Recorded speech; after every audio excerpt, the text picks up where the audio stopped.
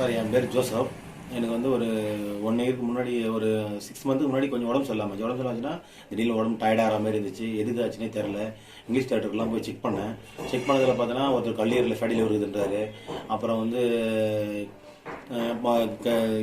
இதையும் செக் பண்ணேன், எக்கோ பார்த்தேன், இசிஜி பார்த்தேன், பிளட் செக் பண்ணாங்க. அப்புறம் ஒருத்தர் கொழுப்பு அதிகமாக இருக்குதுன்னாங்க, ஏதோ சொன்னாங்க. திடீர்னு பார்த்தா வெயிட் லாஸ் ஆகிடுச்சு. 88 கிலோலேருந்து பார்த்தீங்கன்னா திடீர்னு பார்த்தா 80 கிலோ, 82 கிலோ, 80 கிலோ வந்துட்டேன்.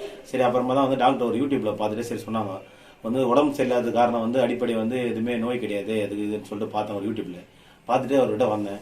வந்து இந்த ஒரு 8 வாரமாக அவர் தான் ட்ரீட்மெண்ட் பண்ணிக்கிறேன். இப்போ வந்து பரவாயில்ல, எனக்கு வந்து நடக்கும்போது அப்படி தள்ளாட மாதிரி இருக்கும். இப்போ அதெல்லாம் பரவாயில்ல. டயர்ட்னஸ்லாம் கொஞ்சம் இருக்குது. அதுமாதிரி தூக்கம் வராத மாதிரி இருக்கும். காலில் எதுவும் இது பண்ணுற மாதிரி ஓடுற மாதிரி இருக்கும். அதெல்லாம் கிடையாது. நார்மலாக இருக்கிற தூக்கம் வருது. இப்போ அசிடிட்டி, நெஞ்செரிச்சல் அந்த பிரச்சனைலாம் கொஞ்சம் இருந்துச்சு. சாப்பிட்ட உடனே வந்து ஒரு மாதிரி எரிச்சலாக இருக்கும், அங்கங்கே குத்துற மாதிரி இருக்கும். இப்போ அதெல்லாம் வந்து ஓரளவுக்கு கம்மியாக இருக்குது. அதேமாதிரி எரிச்சல் வந்து நெஞ்செரிச்சல் ஏப்பம் வர்றது இருக்குது. இப்போ ஏப்பம் வர்றது கொஞ்சம் குறைஞ்சிருக்குது. அதனால பரவாயில்ல சார் ஓரளவுக்கு. இப்போ இந்த மருத்துவத்துக்கு வராங்கல்ல, இங்கே வந்த என்ன பேஷண்ட் மக்களுக்கு கிடைக்கும்?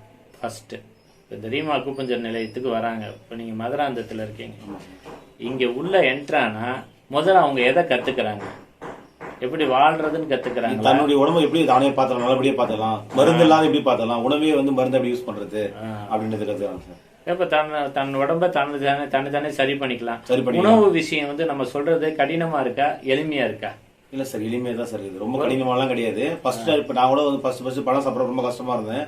ஒரு வாரம் பழம் சாப்பிட டயர்டாகிற மாதிரி இருந்துச்சு. அப்புறம் சார் சொன்னாரு 2 வாரம் சாப்பிடுவோம், அதுக்கப்புறம் உனக்கு மாத்தி கொடுக்குறாரு.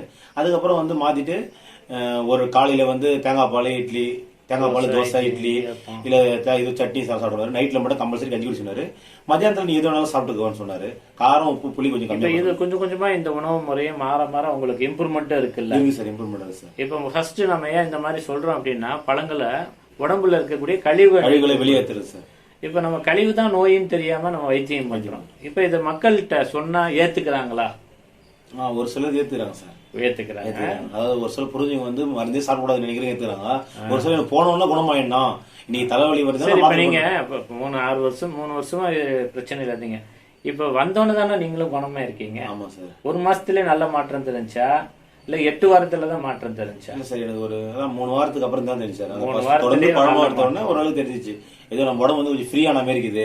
சாப்பிட்டோடனே திம்முனுங்கிற மாதிரி இருக்கும். அப்ப அதெல்லாம் ஃப்ரீயான மாதிரி இருக்குது. கண்டிப்பா பாருங்க, இந்த அக்குபஞ்சருடைய மருத்துவத்துடைய நோக்கமே என்ன அப்படின்னா, நோயே இல்லாம மக்களை வச்சுக்கிறது, ஆரோக்கியமா வச்சுக்கிறது.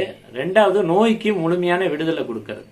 இங்க முடியாதுன்றத ஒரு தடவை வந்தா கண்டிப்பா நீங்களும் அதை ரியலைஸ் பண்ணலாம். கண்டிப்பா. ஓகே சார், நன்றி சார்.